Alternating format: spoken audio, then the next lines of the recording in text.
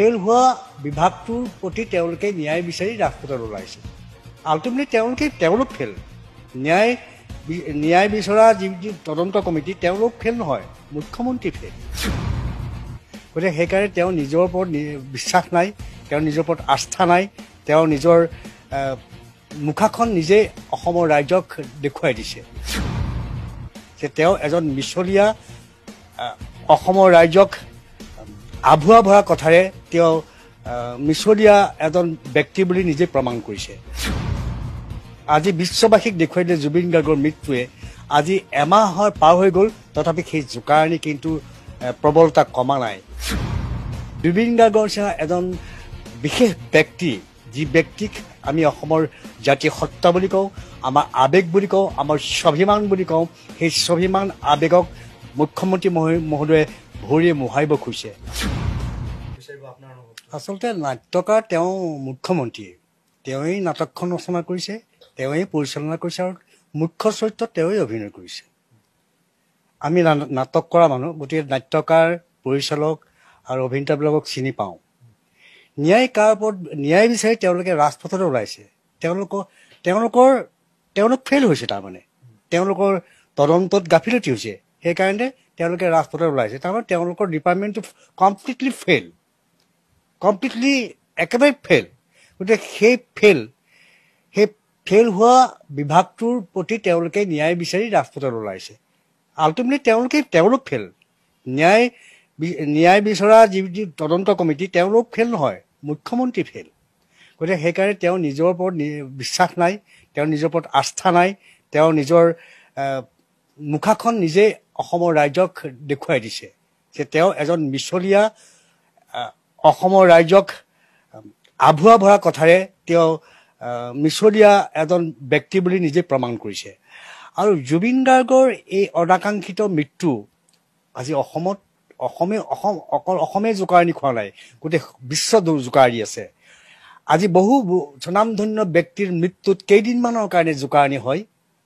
বিশ্ববাৰণ্য শিল্পীসকল বা বিদগ্ধ পণ্ডিতসকলৰ মৃত্যুত মাত্ৰ 7 দিন বা 10 দিন জোকাৰণি হয়। কিন্তু আজি বিশ্ববাসীক দেখুৱাই দিলে জুবিন গাৰ্গৰ মৃত্যুৱে আজি এমাহৰ পাৰ হৈ গ'ল, তথাপি সেই জোকাৰণি কিন্তু প্ৰবলতা কমা নাই, ক্ৰমাৎ বেছিহে হৈ গৈ আছে।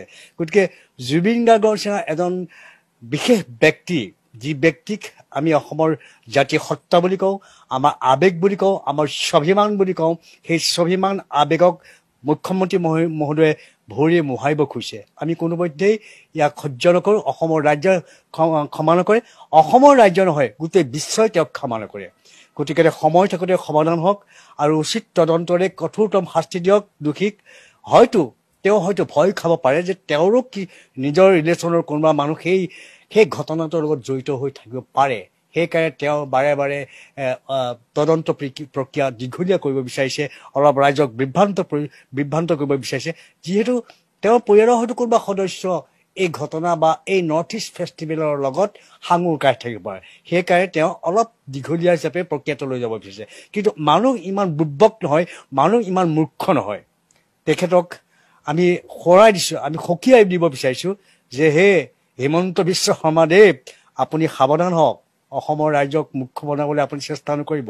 আপুনি অসমৰ ৰাইজক মুখ্য বনাবলৈ গৈ নিজে মুখ্যত পৰিণত হৈছে।